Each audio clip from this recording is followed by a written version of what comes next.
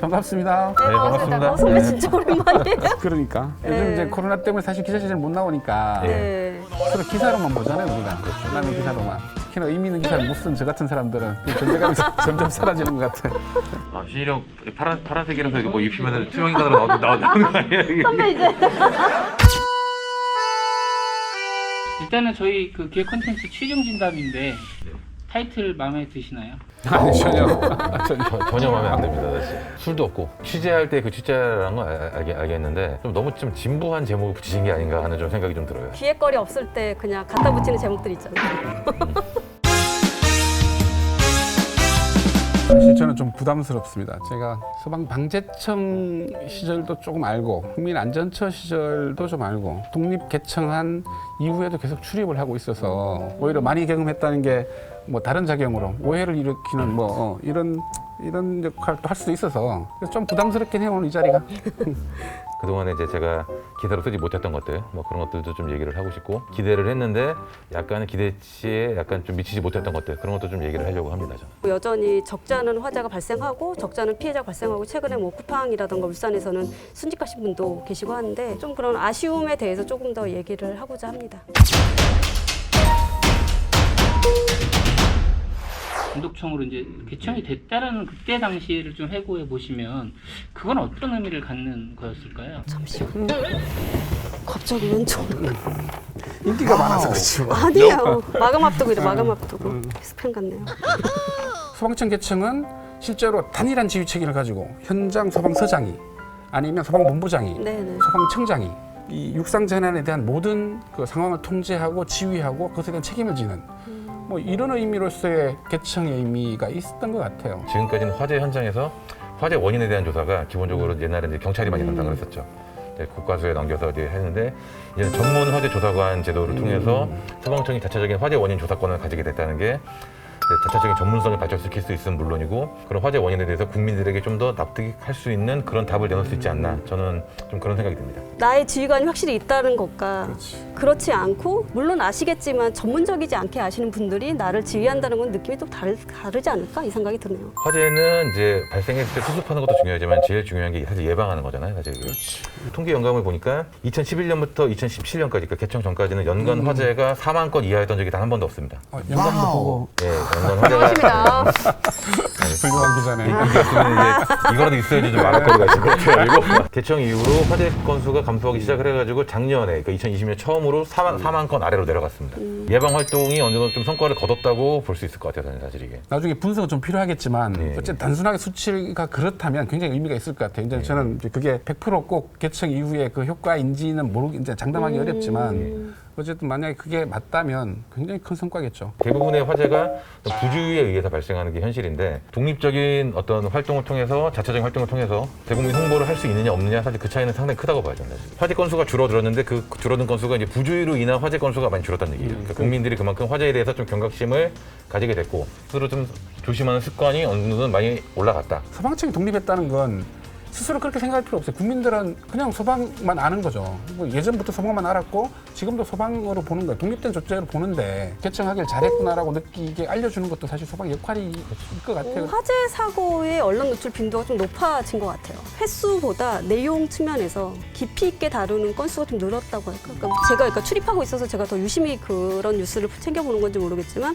여러 가지 화재 사고 대부분 부주의였잖아요. 안전불감증. 예, 그렇죠. 누군가는 목숨을 잃기도 하고 소방관이 순직하시는 경우도 있고 이런 것들이 자꾸 노출되면서 오히려 좀 조심하게 됐고 저희 집만 해도 갑자기 안 되면 또 소화기를 들여놓고 이렇게 좀 바뀌더라고요. 일부러 이제 소방청에서 좀 더 하신 거예요? 홍보를 이런 식으로 홍보란 표현이 맞는지 모르겠지만 주변에 이제 소방관이 있어서 물어보니까 수도권과 그 외 지역의 편차가 엄청 심하다고 하더라고요. 하다못해 장비 지원도 너무 달라서 국가직 전환이 조금 오히려 늦은 게 아닌가? 제천이나 밀양 화재 때 저렇게까지 다칠 일인가? 저렇게까지 많은 분들이 목숨을 잃을 일이.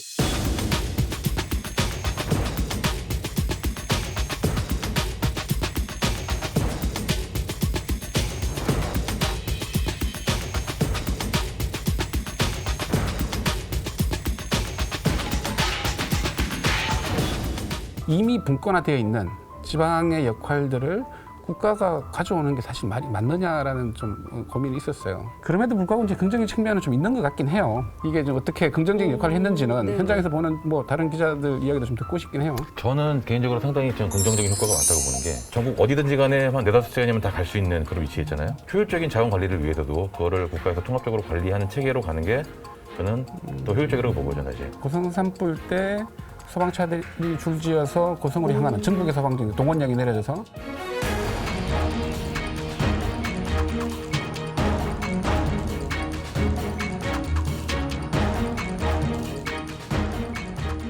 제가 얘기 들어본 한 모 지방에 있는 분들은 소방차가 좀 노후화돼가지고 신형 소방차를 교체가 필요한 상황이었는데 계속 수리를 해가면서 연장해가면서 쓰시다가 국가직화가 되고 나서 이제 예산이 전국적으로 이제 편성이 되고 나니까 그 관소에는 나름대로의 수건 사업이었던 거죠.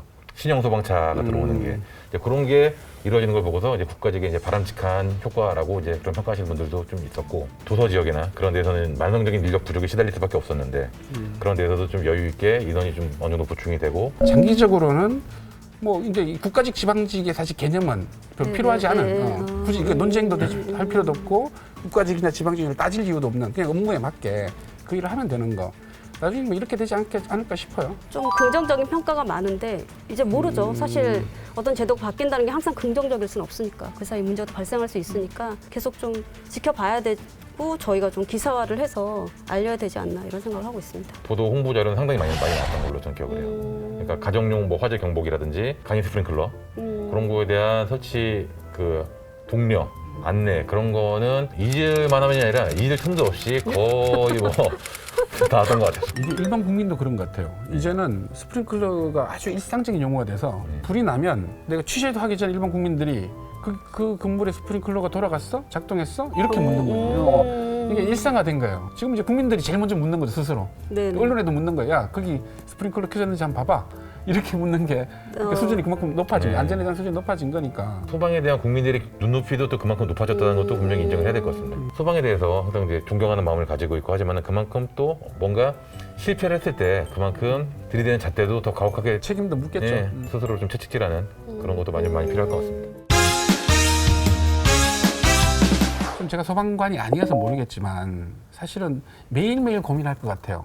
매번 출동할 때마다 출동 대기할 때마다 내 목숨을 걸어서라도 저 인명을 구하러 가는 상황이 생기면 당장 내가 몸을 던질 수 있을지 이런 고민을 할 것 같아요. 끊임없이 좀 국가가 국민이 보장해주고 책임져줘야 그래야 이런 고민 없이 현장에 좀 달려갈 수 있는 힘이 원동력이 생기지 않을까 싶어요. 그래서 이 문제는 일반 공무원을 대하듯이 아니면 일반 다른 직업을 대하듯이 해서는 안 될 것 같고 그보다 훨씬 더 높은 수준에서 이걸 보장해줘야 될 것 같아요. 방금 말씀하신 거는 이제 그만한 복지 체계가 돼 있어야지 소방관들이 근성을 마음 놓고 발휘할 수 있다. 이제 그런 얘기잖아요. 저는 근성은 사실 최소화시켜야 된다고 생각을 해요. 왜냐면은 저는 그만큼 더 과학화가 되고 그만큼 장비가 더 발전을 하고 그만큼 안전화된 방법이 나오고 할수록 근성을 발휘할 여지가 더 줄어든다고 생각을 하거든요. 근성이 필요할 때는 발휘를 해야죠. 근데 근성은 정말로 최후의 과학적인 모든 방법을 동원하고 그때 안 될 때 그때 근성을 발휘하는 거지.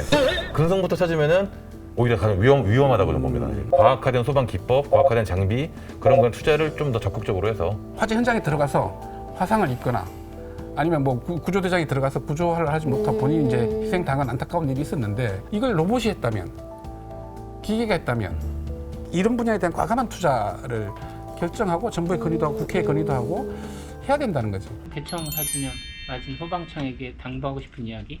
개청한 이후로 화재 건수도 감소를 했고 실제 숫자로 이제 증명이 되고 있는 것 같아요. 앞으로도 이런 감소 추세가 좀 계속 이어져 나갈 수 있게 좀 더 활동을 열심히 해줬으면 좋겠고 이런 사고는 사실 수습하는 것도 중요하지만 예방하는 게 더 최선이라고 생각을 하거든요. 그렇죠. 그런 예방 활동에 좀 더 노력을 해주셨으면 좋겠습니다. 우리가 믿고 따를 수 있는 리더가 있고 그 밑에서 우리가 열심히 할 수 있다는 어떤 동력이 이제 생긴 것 같은데 그게 이제 국가직 전환과 더 맞물리면서 더 힘을 받는 것 같아요. 지역 편차를 확실히 줄여서 국민들이 정말 믿고 어느 지역에서 내가 사고가 나더라도 소방관이 출동하면 믿고 따를 수 있다 이런 마음을 가질 수 있는 그런 빨리 시대가 열렸으면 좋겠습니다. 고성 산불이 났을 때 전국의 소방차들이 고성을 향해서 출지해 가는 모습, 울산에서 아파트 화재가 났을 때 조성모 아파트 전국에서 동원된 소방차들이 달려가는 모습, 코로나 초기에 대구에 굉장히 상황이 심각했을 때 전국의 구급차와 구급대원들이 대구를 향해서 대구에서 얼굴에 반창고를 붙이고 현장에서 활동하던 모습, 사실은 이게 국민들한테 감동을 주는, 소방이 준 감동이거든요. 잊지 않았으면 좋겠어, 이 감동. 난 사실 눈물, 그때 장면마다 눈물을 흘렸거든. 맞아요. 그렇죠. 소방이 이것만 잊지 않으면 소방은 뭐 근데 저희가 한 얘기가 실제로 좀 정책에 반영돼요. 소방관에 한번 정말 리얼한 이야기라는 좀 한번 합시다. 마음에 있는 이야기 오늘 한 뭐 10% 한 거고 나머지 90%는 다음에 정말로 취중 진담 술 한잔 하면서 들어요. 소방관 여러분들, 그 소방관 가족 여러분들 항상 그 여러분들 활동하신 현장에 항상 안전히 함께했으면 좋겠습니다. 지금도 잘하고 계시지만 조금 더 사명감 갖고 잘해주셨으면 좋겠고 거기에 맞춰서 국가도 예산이라든가 장비라든가 이런 지원을 좀 더 많이 해줬으면 좋겠습니다. 여러분 모두 힘내세요. 화이팅! 나는 그래도 페이스북 친구야. 5분 정도는 약간 긴장을 했는데 그냥 우리끼리 얘기를 하다 보니까 그냥 서로 좀 달랐던 시각들 뭐 그런 걸 좀 본 것 같아요. 기자는 역시 말 많구나. 한마디도 안 되는구나 싶었네요. 나보고 하는 얘기지?